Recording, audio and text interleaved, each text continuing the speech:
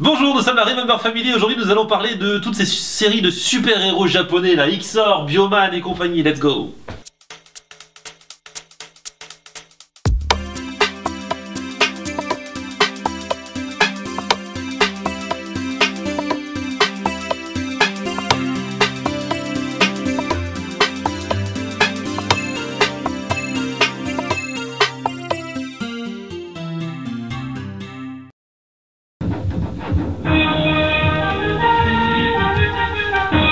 C'était bon ça, XOR, vous vous souvenez? Ça c'est les premiers, hein, 83. XOR, le shérif de l'espace. XOR, dans le zen, c'est lui qui fait la loi. XOR, le shérif. On se souvient plus des paroles, mais bon voilà, c'est XOR quoi. Vous entendez le mauvais son qu'il y a tellement c'est vieux. Genre on dirait le truc, ça date des années 50 quoi. Ça a 45 ans. C'était en 1983 que ça a démarré dans Recrea 2 à l'époque. Toi Sarah, t'étais même pas née. Je n'étais pas née. Et nous on avait quoi, 6 ans, 7 ans, 5 ans? Moi j'avais 4-5 ans. Ouais, 4-5 ans, un truc comme ça. XOR, c'est vrai qu'après il y a eu la suite, il y a eu Bioman et compagnie. XOR c'était un mec, donc quand tu regardes les images maintenant, tu te dis quand même, ça nous parlait du futur machin et tout, mais ça paraît trop has-been, hein. Le mec c'était un shérif de l'espace envoyé, parce que tu sais, comme d'habitude dans ces trucs là, il y a des méchants qui veulent s'emparer de la planète. Heureusement il y a le gentil shérif de l'espace qui est là. C'était un mec normal XOR à la base, il avait un nom, un japonais normal qui était là, il avait toujours un blouson marron en cuir, tu sais. C'était quoi sa particularité? Et bah c'est que dès qu'il y avait des méchants qui arrivaient et tout, lui il faisait transmutation et tout, et il se déguisait, je sais pas, en espèce de robot. Le premier de Daft Punk. Ouais, c'est ça. Ce qui était marrant, c'est qu'à chaque fois dans Spinvan, dans Bioman ou dans XOR, il y a le mec gentil qui se transforme, il défonce les méchants. Ouais. Après les méchants ils ramènent leur super grand guerrier, Ouais. et lui il ramène son grand robot. Ouais, c'est ça. finissait un petit combat ridicule entre deux petits monstres là, et il gagnait à la fin. Lui était dedans. Et là la tête des méchants, c'était Ah oui. souvent des espèces de formes qui n'avaient ni queue ni tête. Un peu la Godzilla quoi, c'était immense, Mais des ouais, gros bien monstres. sûr. Ils avaient des vieux effets spéciaux tout pourris. Mais tu voyais le gars, il envoyait une sorte de rayon laser, mais tu voyais trop que c'était un. Enfin, je sais pas, un faisceau lumineux. Attends, c'était l'époque Pierre Bellemare, on kiffait nous à cette époque-là. Ah, Nous, on était au summum, hein. J'avoue, c'était entre guillemets mieux que ce qu'on avait en France, mais c'était quand même, quand tu regardes aujourd'hui, super cool. Ah c'est tout pété. Ah, c'est naze. Ah, l'expression tout pété, je crois elle a été créée pour ça. Hein. Voilà. C'est un truc de fou. Et alors la chanson par contre était bien, écrite par qui? Qui a écrit les paroles de cette chanson? Paul Persavon, qui était le pseudonyme d'Antoine Decaune. Non. C'est Qui pas était vrai. le fils de Jacqueline Joubert, qui était celle qui s'occupait des programmes jeunesse d'Antenne 2 à l'époque. Paul Persavon. Antoine Decaune qui a écrit ça, qui a écrit Bibi Fock, Clémentine, tout ça, c'est Antoine Decaune qui a écrit ça. Decaune. Oui, Antoine Decaune qu'on connaît. Et qui chantait? Qui chante la shérif de l'espace machin qu'on entend depuis tout à l'heure? Bernard Minet. Non, Bernard Minet c'était Bioman. D'accord. C'était Peter de Peter et Sloan, besoin de rien, envie de toi. Non. Jean-Pierre Savelli, c'est lui qui chante XOR. Ah ouais. C'est pas bon ça.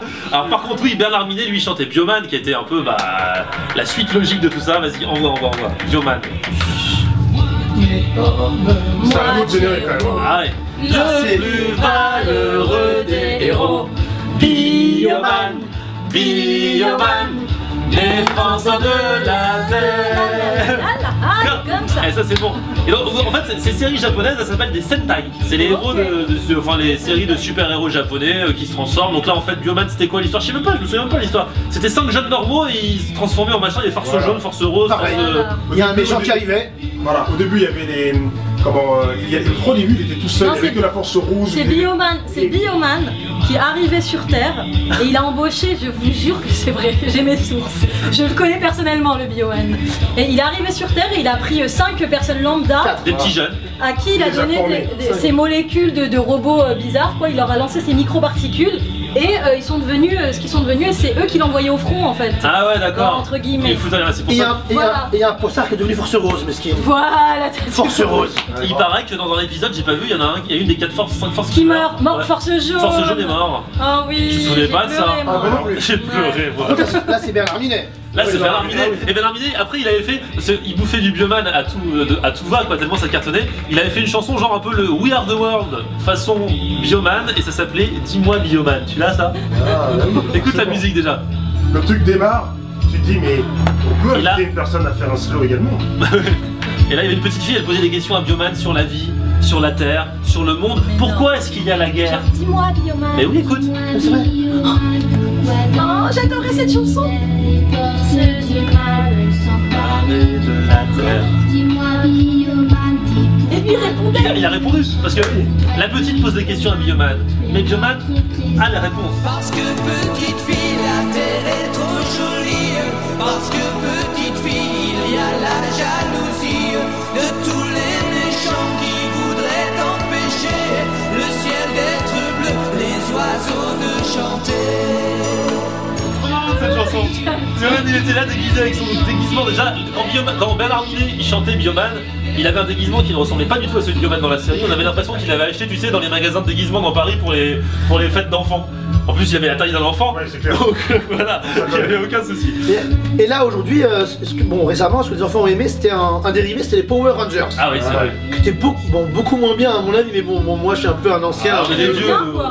Voilà, Alors toi, on est des vieux. Power Rangers, c'est ta génération ça? Non, moi j'aimais bien, mais par contre, t'as dit récent, mais le truc récent où ils ont vraiment copié, c'est les Teletubbies pour les Power Rangers. Non mais c'est pas une blague. Mais vous avez pas vu? Allô quoi? Mais allô? Mais allô quoi? Non mais sérieux, ils sont verts, jaunes. Non? Ok, je Oui, me cache. oui, si tu veux, oui, oui. Allez, Oui, fais notre oui. truc. Voilà, ok, t'imagines le Télétubbies qui fait force jaune. Je sais qu'il y en a qui me comprendront, je le sais. Voilà. Vous comprenez Sarah, vous pensez que Teletubbies, Bioman et XOR finalement c'est un petit peu de la même famille. N'hésitez pas à commenter dans les vidéos, sous cette vidéo, à rejoindre notre page Facebook officielle, celle de la Remember Family, ou notre chaîne YouTube. Vous êtes de plus en plus nombreux à vous y abonner et franchement ça fait plaisir. A très vite, ciao. Et tapez 2 si elle vous rappelle Nabila. Ne l'écoutez pas.